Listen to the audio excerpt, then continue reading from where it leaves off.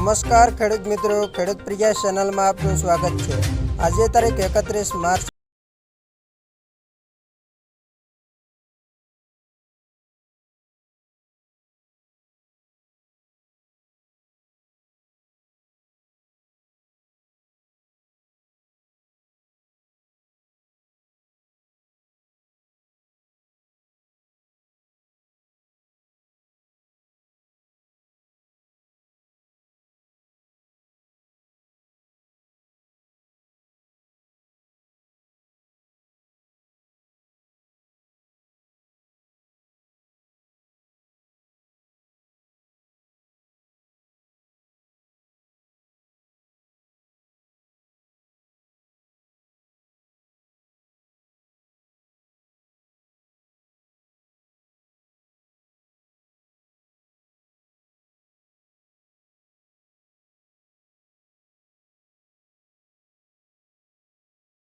ઝડપ 30 થી 40 કિમી પ્રતિ કલાક અને તેજ પવન ફૂંકાવાની સંભાવના છે।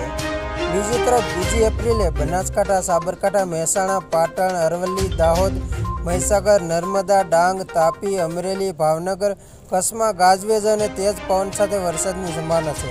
હવામાન વિભાગની કમોસમી વરસાદની ચેતવણીએ ખેડૂતોની ચિંતા વધારી દીધી છે।